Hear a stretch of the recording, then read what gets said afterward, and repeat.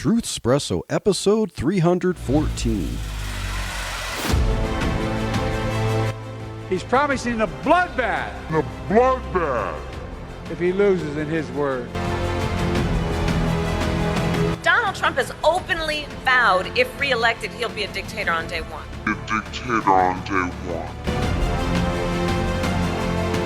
one. All he said was, it's not that serious. Just inject a little bleach into your arm.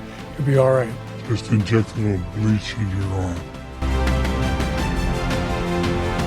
Americans aren't stupid. He was talking about a bloodbath. Sometimes a bloodbath means a bloodbath.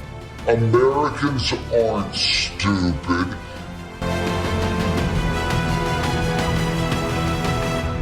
Well, hello there, friends, family, foes, and lurkers alike. This is your host, Daniel Minnick, for another exciting episode of Truth Espresso. And if you haven't caught last week's episode, did Trump really say that part 1? Well, I am continuing that series with part 2, with 3 more hoaxes about what Trump said. And we're going to look at some more context to see what he really said, what he really meant. And so if you haven't caught last week's episode, you don't have to understand this episode, but I highly recommend that you listen to all of them. And let's debunk some hoaxes around the controversial figure known as Donald J. Trump, currently running for the highest office in the land to be reelected for a non-consecutive term.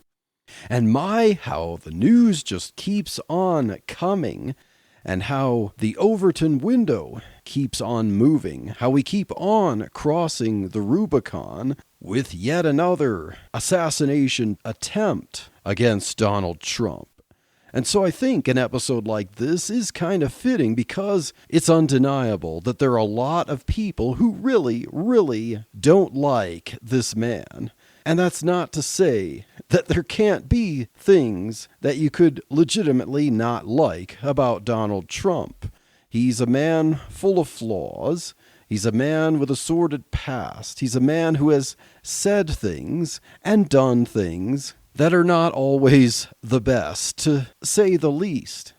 Nevertheless, what we don't want to do is to make up things about him. What we don't want to do is to take his words out of context and ascribe to him things that he didn't really say or he didn't really mean. And some people just might go off of those and think the worst of Trump in such a way that perhaps maybe going off of lies about what he said, hoaxes. Someone might be tempted to join the ranks of the thwarted assassination attempts. God forbid that happen. Regardless what you feel about him, we should pray to God that he protect him. Pray to God that he protect Joe Biden. Pray to God that he protect Kamala Harris. And anyone else, even the third-party ones who are running for president still. It is not a good thing to believe in political violence. Especially as Christians, I really hope that listeners of Truth Espresso especially, but anyone who names the name of Christ should not wish that someone commits murder and terminates the life of a political opponent. Someone who doesn't share your views, who's running for office, whether it be Donald Trump or Kamala Harris.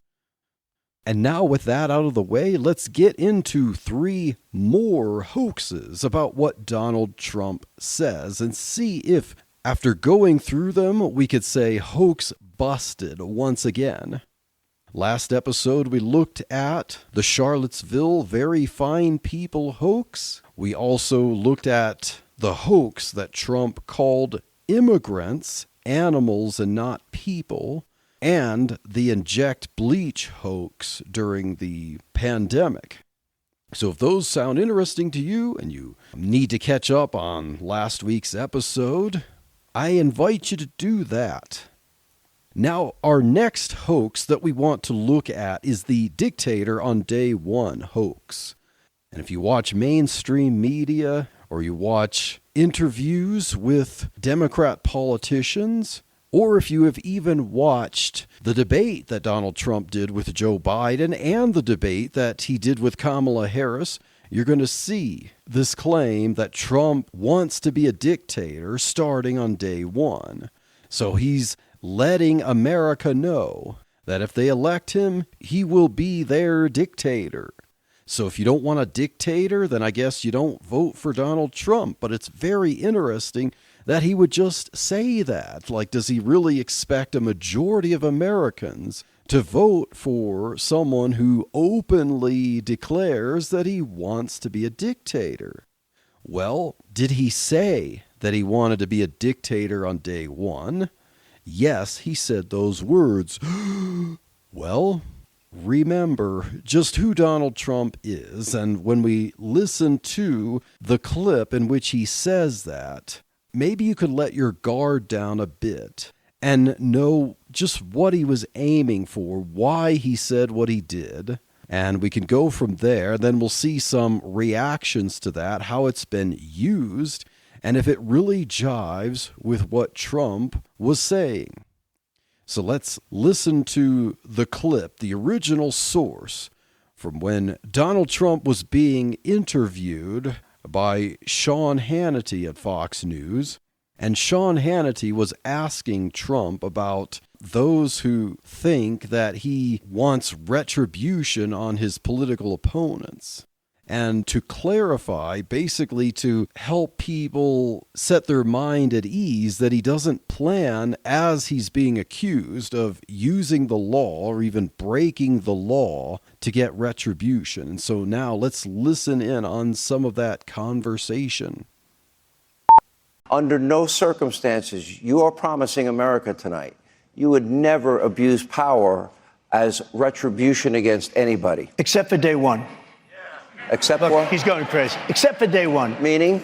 I want to close the border, and I want to drill. That's not retribution. I'm gonna be, you know, he keeps, we love this guy. He says, you're not gonna be a dictator, are you? I said, no, other than day one. We're closing the border, and we're drilling. After that, I'm not a dictator, So that sounds to me like you're going back to the policies when you were president. So what did you hear? Did you hear someone who's warning America, when you elect me, I am going to bring out the hammer and I'm going to be a dictator on you? Isn't that lovely? Isn't that something you want? I know lots of you want a dictator. Notice what Trump said about what he meant by be a dictator.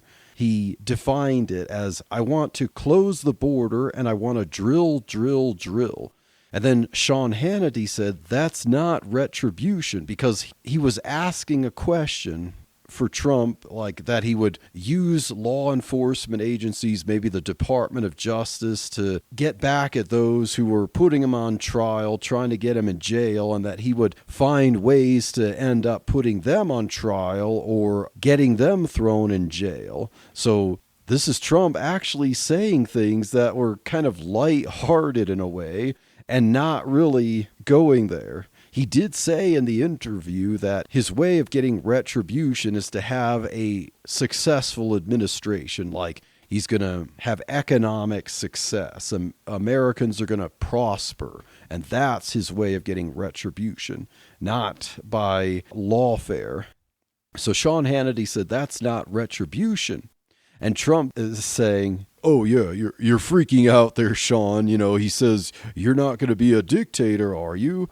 I said, no, other than day one. And then once again, he clarified what he meant by that term. He said, we're closing the border and we're drilling. After that, I'm not a dictator.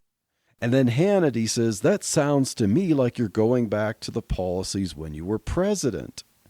So, yeah, that's what he meant by dictator. He didn't mean the textbook definition of like a third world country leader. Trump was clearly talking tongue-in-cheek and playing off the fears from his opponents. Now, remember, Trump has been a bombastic entertainer for years, for decades. He likes to take what people say, especially what they say about him, and run with it for laughs. He likes to make people laugh. I mean, when I watched this part live as it was being broadcast on Fox News, I thought it was Trump being funny and egging on his critics. It's like what stand-up comedians do when they take something that someone said or did and turn it into a joke. Trump's definition of dictator, clearly, as was intended, is to have policies that the current administration doesn't like. The current administration seems to have an anti-energy policy, a policy that tries to suppress the availability or the production of fossil fuel energy such that we can become energy independent. And that they have an open borders policy. Now, Trump had executive orders. He had the Remain in Mexico policy that Joe Biden, in signing executive orders on his day one, Joe Biden was kind of like a dictator on day one. It's commonplace for presidents on day one now to sign certain executive orders that put in place certain policies of the party. So Joe Biden, being a dictator on day one without saying it, repealed Trump's Remain in Mexico policy. So he repealed some executive orders about the border, which ultimately led to the border being more open than it was under Trump. And then also he closed down the Keystone Pipeline Initiative, which was going to make energy transportation through some state lines and from Canada, I believe, easier. But Joe Biden shut that down to fulfill kind of a campaign promise, because remember, Joe Biden actually said that he wanted to get rid of fossil fuels, maybe not immediately, but in the next few decades. But I want you to look in my eyes. I guarantee you, we're going to end fossil fuel, and I am not going to cooperate. And so this was one of Joe Biden's dictatorial policies on day one, to sign executive orders that make the liberal Democrats giggle. And so this is precisely what Trump means when he's presented with the question of being a dictator, when he says on day one, but he also said he's not going to be a dictator except for day one. And we should understand what that means. Executive orders bringing back the original policies that he had, and completely within the normal actions for presidents on day one. And he says, after that, I'm not a dictator. So it's obvious what Trump meant. But of course, anything that Trump says, just kind of like when a police person is going to bring you in for questioning or into jail, arresting you, and says everything you say can and will be used against you in a court of law. And so it seems that anything that Trump says, whether he's being entertaining or not, if he uses certain buzzwords, whatever he says that's bombastic, the media will splice that out, broadcast that, and then they will give their commentary on it so that their loyal listeners can believe the worst about what bombastic entertainer Donald Trump says. Now, later on January 10th of 2024, because of all the media backlash about it, saying, oh my goodness, he's going to be a dictator on day one. He said that. We should believe him when he says what he is. Fox News asked Trump about this, and he did clarify a little bit. He doubled down. He made fun of the media's spin about what he said, and he doubled down about what he said before. But he clarified that, no, he was not going to be a dictator. So could we take him at his word there when he clarifies, in all seriousness, if you're concerned that he's really going to be a dictator? No, I'm not going to be a dictator. So let's listen to that. He's using this. This is just a political ploy. Trump is a dictator. He wants to be a dictator. You know, it's interesting. I did a show, Sean Hannity. Did you ever hear of him? He's a very nice man. And he said, essentially, you're not going to be a dictator, are you? Tell me. I think he was trying to give me a nicer question that maybe you guys would. He meant it very well. I said, I'm going to be a dictator for one day, we're going to do two things. The border, we're going to make it so tight you can't get in unless you come in legally. And the other is energy. We're going to drill, baby, drill. After that, I'm not going to be a dictator. After that, I'm not going to be a dictator. So you weren't saying that if the and the press picks it up. So I said, I'm going to be a dictator for one day. They cut it. They go, I'm going to be a dictator. But they cut the rest of the sentence. No, I am not going to be a dictator. I'm going to manage like we did. We were so successful that the country was coming together. It was actually coming together and coming together well. It was a beautiful thing to see, and we're going to do that again. So let's allow Donald Trump to be the best commentator on Donald Trump. And we could see he was being an entertainer even here, too.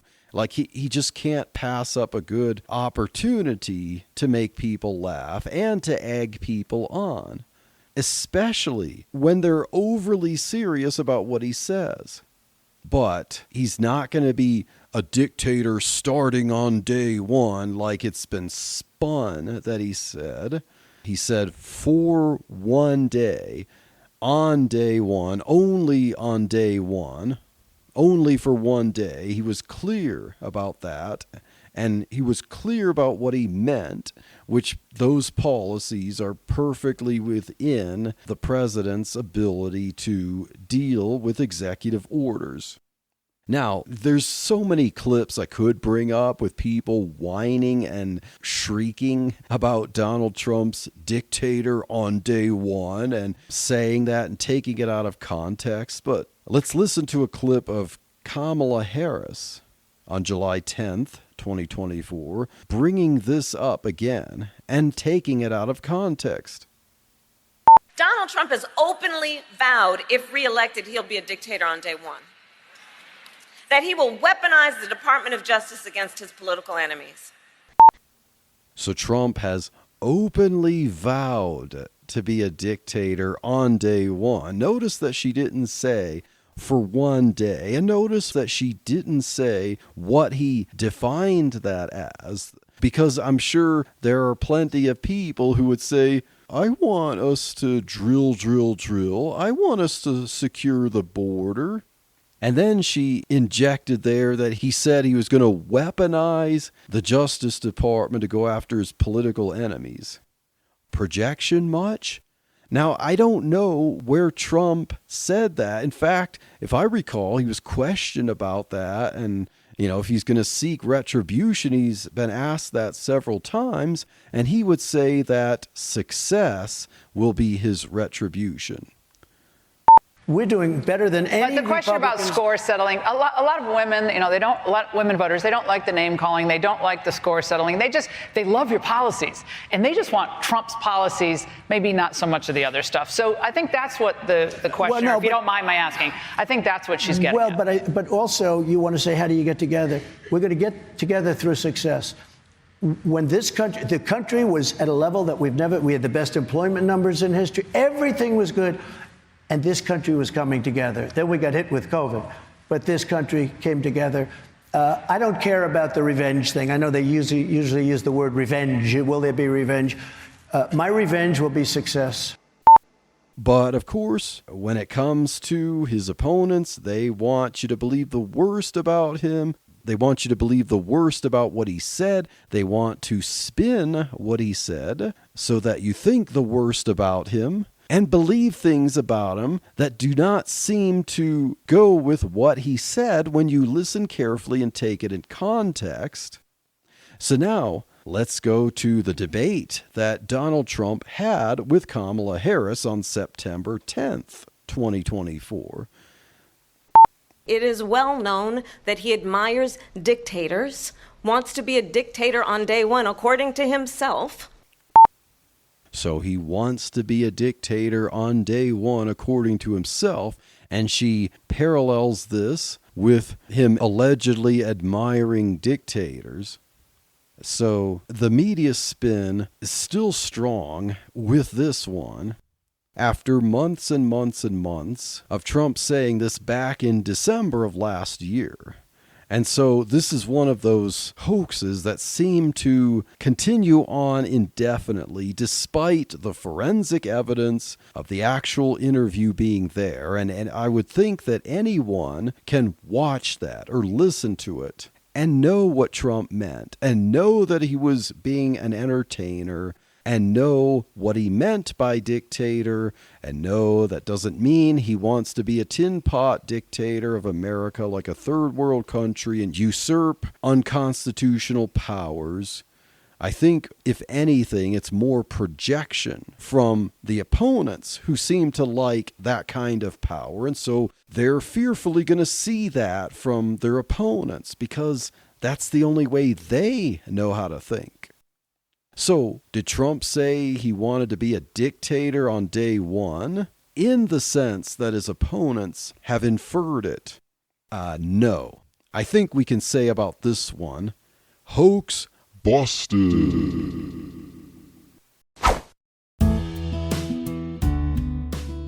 In a world full of woke coffee companies, where can you go to get that fresh, hot, caffeinated cup of bliss to start your day without giving your money to help woke causes? That's why Blackout Coffee supports the causes you care about while giving you great coffee. Blackout Coffee works directly with farmers and local cooperatives to provide only the freshest and most flavorful beans for direct trade goodness. Signature blends range from their smooth finish light roast to the brutal awakening dark roast and pitch black espresso dark roast. Blackout Coffee supports traditional American values, military, and first responders. For every bag you buy, Blackout Coffee will send 2 cups of coffee to active duty military members. You can also donate Blackout Coffee care packages directly to active military units from their website. Our men and women in uniform will thank you while they get to enjoy bold, premium coffee that cares for America, and so will you. For non-coffee drinkers or those who enjoy other hot beverages, Blackout Coffee offers an array of comforting loose-leaf teas, from old-fashioned Earl Grey to passion fruit peach black tea. They have everything a tea aficionado is after. Oh, and I can't gloss over their hot cocoa. Decadent flavors from dark chocolate to chocolate peppermint patty to chocolate cherry dump cake and even banana pudding. Perfect when cozying up under a warm blanket. During the summer months, you could just crank up your AC and get out your blanket. Well, you don't really have to do that to enjoy Blackout Coffee's hot cocoa all year round. Be awake, not woke, with a soothing hot cup of Blackout Coffee by going to truthspresso.com/blackout or go to blackoutcoffee.com and use the coupon code TruthSpresso at checkout to get 20% off your order. That's truthspresso.com/blackout. Or go to blackoutcoffee.com and use the coupon code TruthSpresso at checkout and save 20% on some incredible patriotic coffee, tea, or hot cocoa today.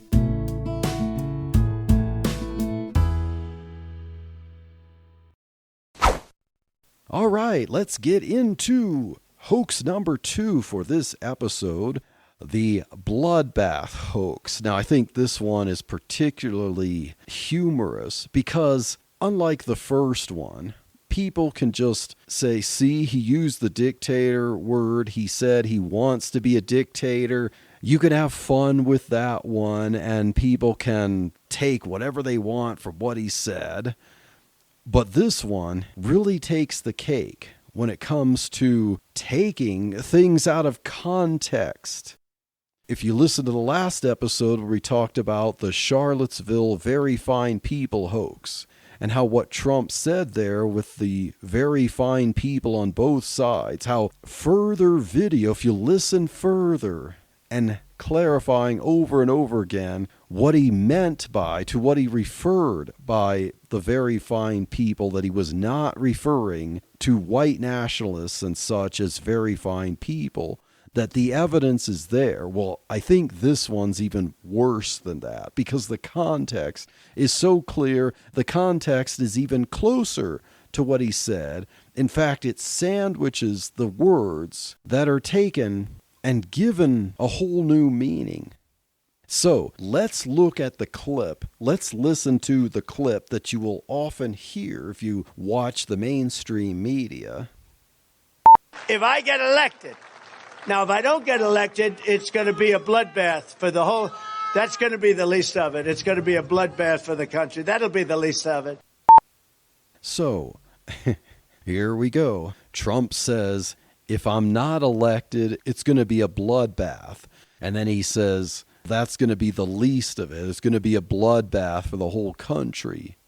So, when you're someone who, when you see Donald Trump and you're haunted in your sleep by carefully edited montage videos of January 6th, and then you hear that clip and only that part of what Donald Trump said, then you might jump to the conclusion that Trump is saying he's going to repeat what happened on January 6th. That if he's not elected, he's going to cue his loyal supporters. They're going to march on the Capitol once again, or they're going to do something even worse. And there's going to be a literal bloodbath. There's going to be blood spilled in the streets because if he's not elected, that's going to be the least of it. For the whole country, they're going to see this massive bloodbath. And Trump just seems to be able to say that with a flourish. He could just speak at a rally and just say to his adoring fans there that lots of people are going to spill blood and they're just going to listen to that and not think there's anything strange about it because that's just what Trump supporters favor. That's what they support. It doesn't even bother them. Now, for these comments about the bloodbath, and when you just heard that, let's listen to some more context. And then you'll hear that part of the clip again. And then you'll hear what he says immediately after that. And so we know what he means by bloodbath. China now is building a couple of massive plants where they're going to build the cars in Mexico and they think that they're going to sell those cars into the United States with no tax at the border. Let me tell you something to China. If you're listening, President Xi, and you and I are friends, but he understands the way I deal, those big monster car manufacturing plants that you're building in Mexico right now, and you think you're going to get that, you're going to not hire Americans, and you're going to sell the cars to us. Now, we're going to put a 100% tariff on every single car that comes across the line, and you're not going to be able to sell those cars. If I get elected, now if I don't get elected, it's going to be a bloodbath for the whole, that's going to be the least of it. It's going to be a bloodbath for the country. That'll be the least of it. But they're not going to sell those cars. Now, after listening to that, seeing that Donald Trump was clearly talking about an economic situation, he was clearly saying that there's a problem with China selling cheap, discounted electric vehicles into the United States and that they're setting up auto plants in Mexico so that they could quickly transfer them and sell them into America and undercut American auto manufacturing. Now, I'm not going to get into whether Trump was correct or incorrect about everything he said there, because he said he was going to enact a tariff to try to combat that. And various economists, especially even of the Austrian School of Economics that I might follow, would have something to say about what tariffs actually do. I understand his intention. I understand he has noble intentions there. We can argue and debate all day long about the effects of tariffs and whether that's good or not. But what I want to do is to make sure we understand what he's talking about. That's what he's talking about, the auto industry. And he's saying, if I get elected, and then he interrupted himself to try to make sure we understand that if he doesn't get elected, he anticipates that this situation, especially because he believes that China favors the Biden administration, and now that since he said those comments, Kamala Harris is the nominee, and she would not do anything differently. Maybe she would be worse. But Trump saying if he's not elected, the auto industry, the situation with that, it's going to be a bloodbath for the whole country. Like, it's going to be an economic bloodbath. And if anyone's going to say, like, oh yeah, you're one of those people who are trying to defend his bloodbath comments and say that, it's about the auto industry, when he said clearly it's going to be a bloodbath for the whole country, and he said it's going to be the least of it. Like, maybe he's giving code talking about January 6th. Well, if you want to take things that far, he could be giving code to alien invaders from outer space, for all we know. But what did Trump say immediately after that? He started going back to and mentioned the cars. His comments about the bloodbath are sandwiched directly inside. They had to carefully cut that part out and take it out of the context of talking about the auto industry. And when I say they, I'm talking about people like former Representative Joe Scarborough on MSNBC on his Morning Joe program. So on March 18th, the very next day after Trump gave the bloodbath comments, Scarborough had this to say. He knew what he was doing. We're not stupid. Americans aren't stupid. He was talking about a bloodbath. Sometimes a bloodbath means a bloodbath. And when he finishes by saying, and that's just going to be the least of it, seriously, these people may be stupid. We're not. According to Joe Scarborough, people like Daniel Minnick here, yours truly, the host of Truth Espresso, is a complete imbecile because he can listen to what Trump said, listen to the context, see what he said about the auto industry, and not conclude that Trump's bloodbath comment was about the auto industry when that completely sandwiched his comments there. We're completely idiotic because we don't take that clip out of context and assume that Trump's talking about physical violence. This is the news these days. I know mainstream media has been bad for a while, but to insult our intelligence with that, when it's like, look, here it is, you heard it. I know I'm not going to insult Joe Scarborough's intelligence here. I'm just going to say that he's being deceptive. He heard the whole thing too. In fact, he mentioned earlier than this about the auto industry, and he's saying, maybe you could take it that way, but he wants people to fear Trump. And so he's going to take that clip out of context and intentionally import a meaning to it. Why? Because he doesn't like Trump. He doesn't want Trump to win the election. And so take the opportunity, abuse his authority, as it were, his trusted authority as a journalist on a mainstream news show, and tell his audience that Trump said something. And they don't want to be stupid, as he calls them, so maybe they should just ignore what they heard if they heard the whole thing, and just believe what Joe Scarborough says, and say that sometimes a bloodbath means a bloodbath. It means physical violence. Because Americans aren't stupid.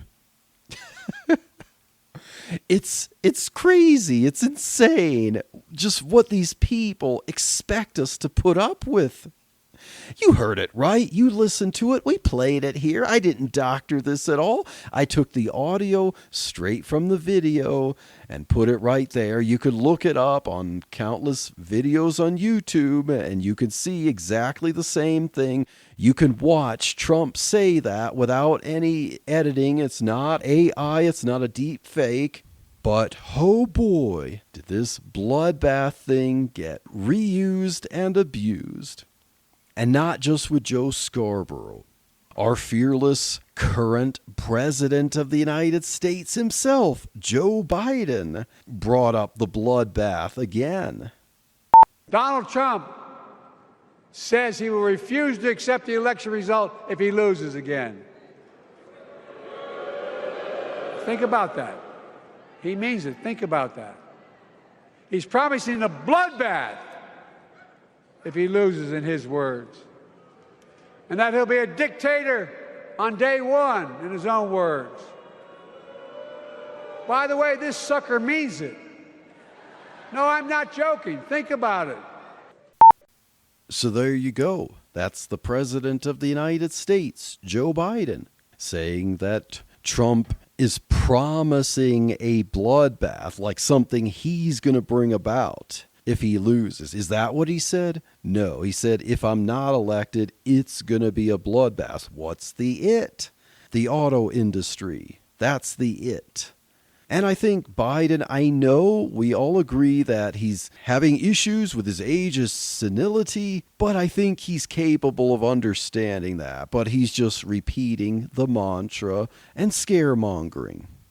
To those who would try to say, well, the word bloodbath literally means physical blood. Well, how about people on the mainstream media using that term? It clearly refers to political and economic situations, not physical in many contexts. And so let's hear part of a montage of media people referring to various political situations and economic situations with the word bloodbath.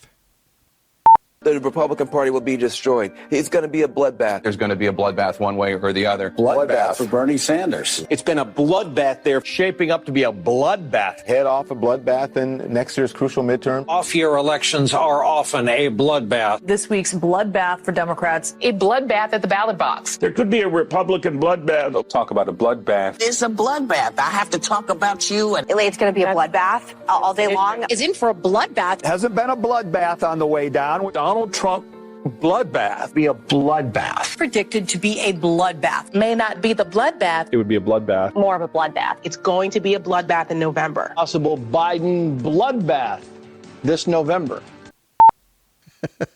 So, as you can see, bloodbath means bloodbath. And what does bloodbath mean? Economic disaster. So, was Trump promising a bloodbath if he wasn't elected? Was he saying that he was going to bring about a physical bloodbath if he doesn't win the election? No, that's not what he said, and the context is ridiculously clear. I think we could all say, hoax busted.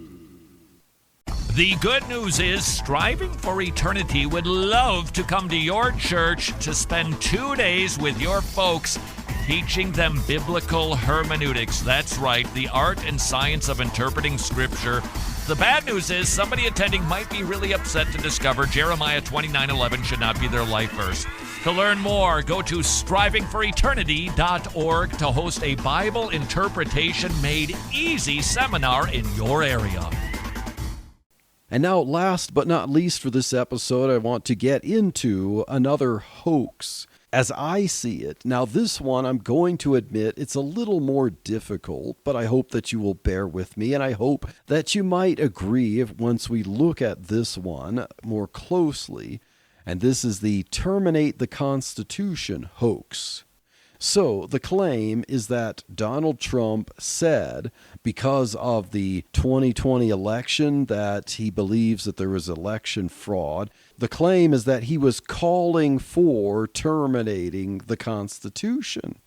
And where did this come from? Well, on Saturday, December 3rd, 2022, so obviously after the midterm elections, Trump posted the following on Truth Social.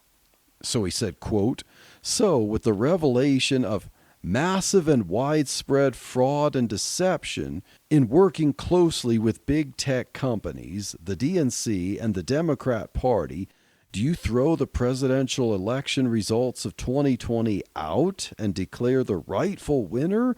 Or do you have a new election?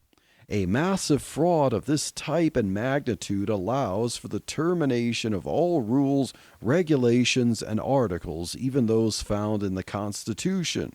Our great founders did not want and would not condone false and fraudulent elections. So once Trump truthed that out, I guess that's how you refer to posts on Truth Social, truthed, whatever.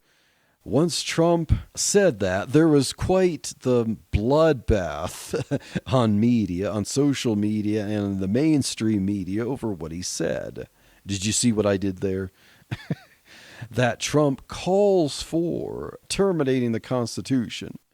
The media articles and the news stories are legion, but I picked a few here. So I provide a link in the show notes to an Axios article from December 3rd, 2022, that says, Trump, Constitution should be terminated due to quote-unquote massive election fraud.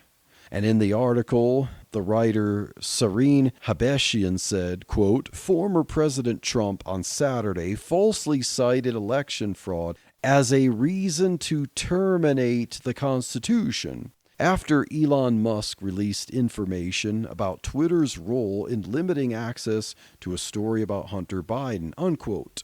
So if you might remember, this was not long after some of the Twitter files, as there is called, where Elon Musk, after buying Twitter, released some information showing how Twitter had gone along with the DOJ and other social media companies had gone under pressure from the DOJ to suppress some things, such as publishing the story about the Hunter Biden laptop. And so that's the context behind Trump referring to the revelation of massive and widespread fraud and deception. But this article says that Trump cited election fraud as a reason to terminate the Constitution. The question is, what did that sentence mean when Trump said a massive fraud of this type and magnitude allows for the termination, the Constitution? What did Trump mean by allows for? Did he mean that the supposed election fraud licenses him to terminate the Constitution? Now, naturally, the media and the internet were ablaze with this golden opportunity, as I said before, and there were calls for Trump being disqualified for running for the office of president with that statement. Here's a short clip from a YouTube video. The former president, Donald Trump, and a current candidate to return as leader of the free world, so this is very newsworthy and noteworthy this morning, is calling to terminate the Constitution. Seriously, the centerpiece of American democracy. In order to overturn the 2020 election and be reinstated to power, the job, of course, hinges upon upholding the Constitution, something he swore on when he became president, and something he touted throughout his 4-year term. Let's remind you of that. So Trump was calling for terminating the Constitution. Seriously, that's what she assessed from Trump's post on Truth Social. Now, that clip was from December 5th, so 2 days after Trump had posted what he said on Truth Social. Now, on December 5th, 2022, Trump also then posted replying to the backlash he was getting in the media. And he said, quote, the fake news is actually trying to convince the American people that I said I wanted to terminate the Constitution. This is simply more disinformation and lies, just like Russia, Russia, Russia, and all of their other hoaxes and scams. What I said was that when there is massive and widespread fraud and deception, as has been irrefutably proven in the 2020 presidential election, steps must be immediately taken to right the wrong. Only fools would disagree with that and accept stolen elections. MAGA, unquote. Now, there's a lot of bluster in that. He could have been more clear with what he was saying. It's kind of par for the course for how Trump posts. But Trump there denied that he was calling for terminating the Constitution. But we just read that he said that, right? Now, Trump, 23 minutes later, after that second post, truthed, quote, Simply put, if an election is irrefutably fraudulent, it should go to the rightful winner or at a minimum be redone. Where open and blatant fraud is involved, there should be no time limit for change, unquote, and all of that was in all caps. Yeah, whatever you feel about him, there's some bluster there. It's token Trump, okay? Whether you like it or not. And of course, the media continued and they wanted to take what Trump said later and write articles about that. And so on MSNBC, Steve Bannon, writing an article for the Rachel Maddow blog entitled Under Fire, Trump Denies Writing What He Wrote About Constitution. So this is December 6th, the next day. And it also says, quote, but let's not brush past the fact that the former president also took a moment to blame the controversy not on what he wrote, but on news organizations for alerting the public to what he wrote, unquote. Another one you could read from the Rolling Stone by Andrew Feinberg, entitled Trump Falsely Claims He Never Called to Terminate U.S. Constitution Despite Having Said Exactly That. Feinberg writes, quote, apparently in reaction to the criticism, Mr. Trump took to Truth Social again on Monday to claim he had never said what he had said 2 days before, unquote. So it seems like Trump was in a bind. He said one thing, the media called him out on it, then he denied it, and so then they called him out on his denial. So what are you going to do about that, Trump? Now, I tried to research online to see anyone saying that this was a hoax and debunking it and saying anything about what he meant by that. When I read it, trying to keep in mind that whatever you think of Trump, whatever you think of his bluster, whatever you think of his mean tweets, whatever you think of his mean Truth Socials now, whatever you think of his all caps, whatever you think of how he says things using extreme language, maybe what Trump meant and what people have inferred or pretended to infer from what he said are not the same thing. Because when I read that particular first post on Truth Social, it didn't strike me, as it seemed to have struck other people, that Trump was, in their words, calling for terminating the Constitution. That's not how I understood what he said. Perhaps Trump was saying that what he called massive fraud of this type and magnitude itself is what leads to terminating the Constitution. That's how I understood it. In other words, Trump could be saying that those who are willing to commit massive fraud and undermine the integrity of elections are themselves allowing the termination of the Constitution. That's what it does in effect. So if we allow flagrant election fraud to go unchecked without the remedy of redoing the election, how can we even expect the rules and articles of the Constitution to have any weight?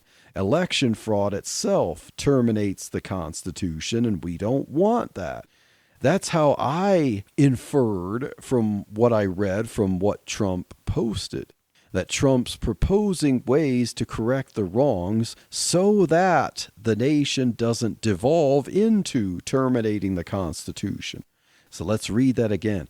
A massive fraud of this type and magnitude allows for the termination of all rules, regulations, and articles, even those found in the Constitution.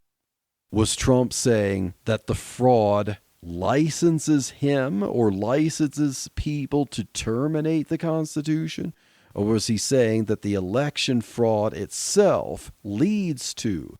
If people can resort to this and get away with it, we might as well throw our hands up in the air and realize that the Constitution itself is now fair game with these people. That seems to me what Trump was saying.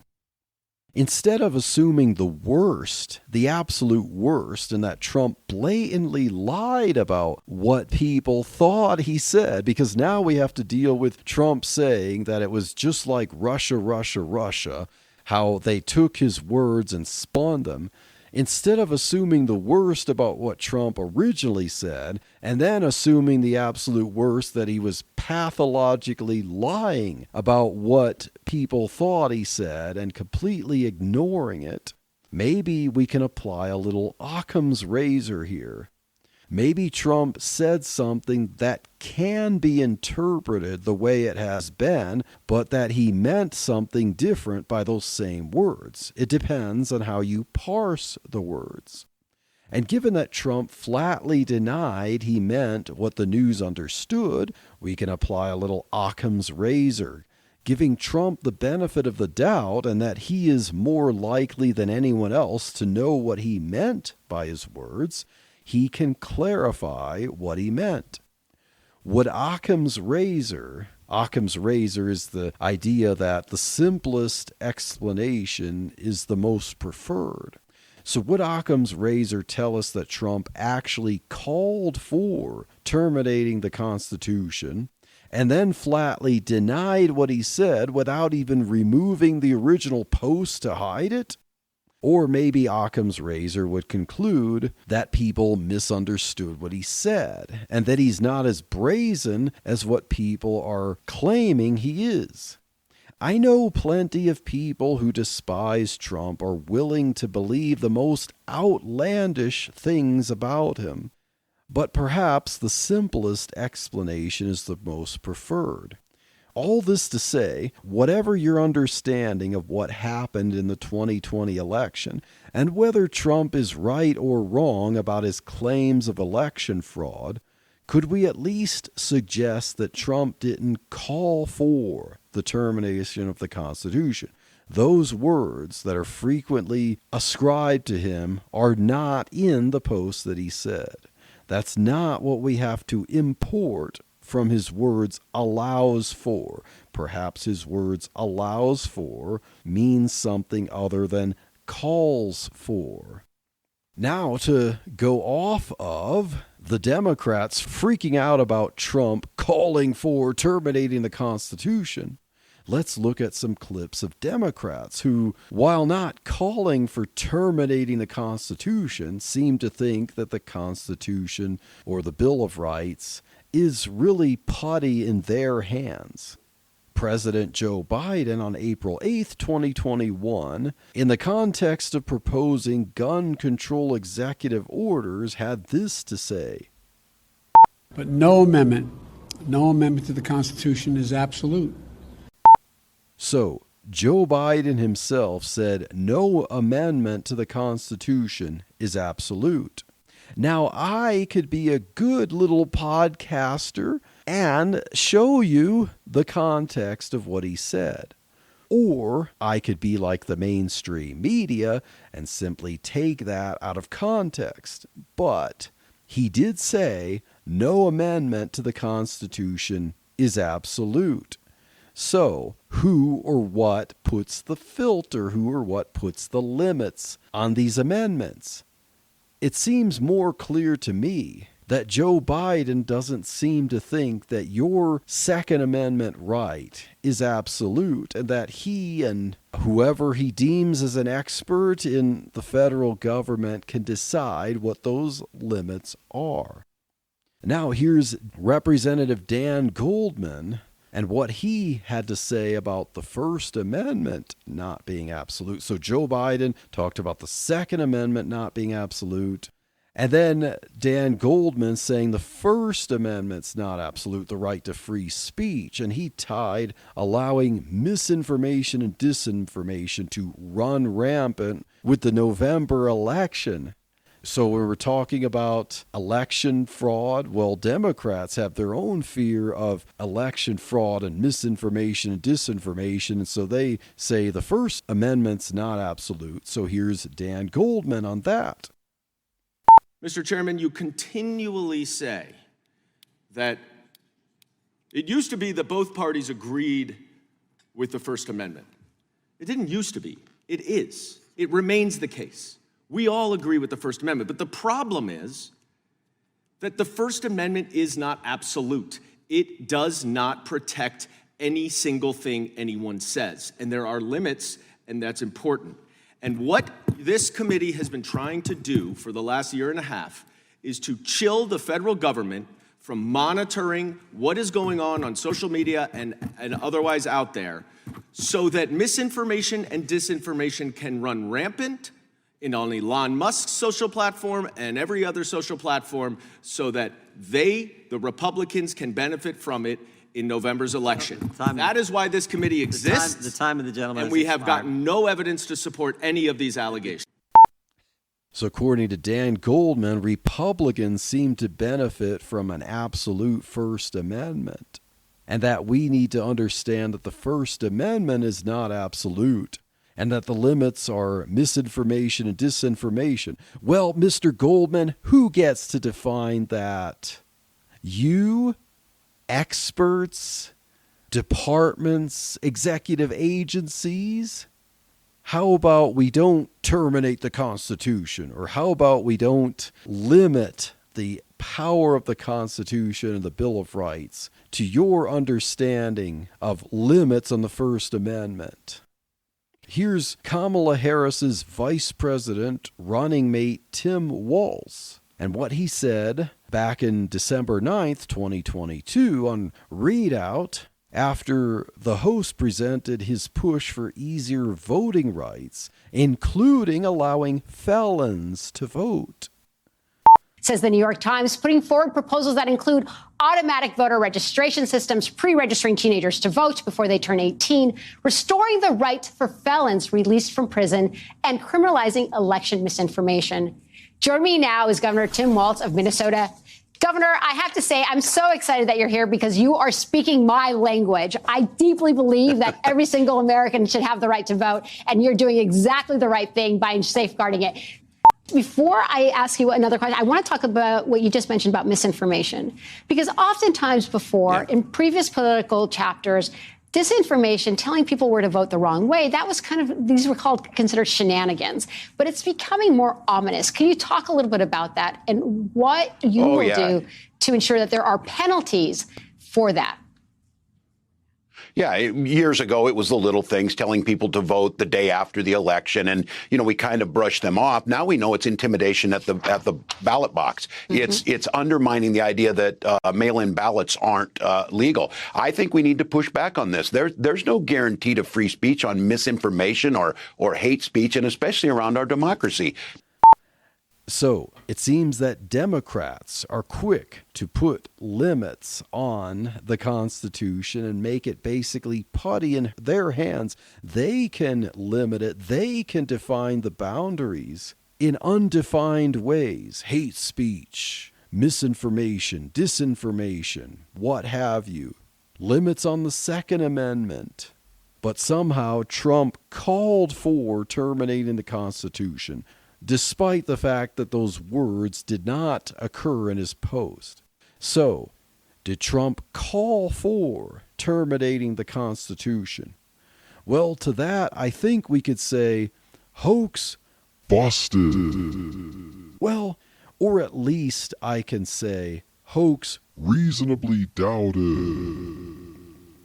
So there you go. We looked at yet 3 more hoaxes about Donald Trump, the Dictator on Day One hoax, the bloodbath hoax, and the terminate the Constitution hoax. And we got plenty more to go. So if you enjoy these hoax-busting episodes as we look at and answer the question, did Trump really say that? Then stay tuned for the next episode of Truth Espresso, and God bless.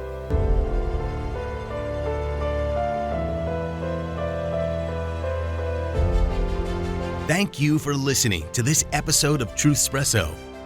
Be sure to subscribe and rate it on your favorite podcast app. Truth Espresso is a member of the Christian podcast community. Check out other great faith-building shows at christianpodcastcommunity.org.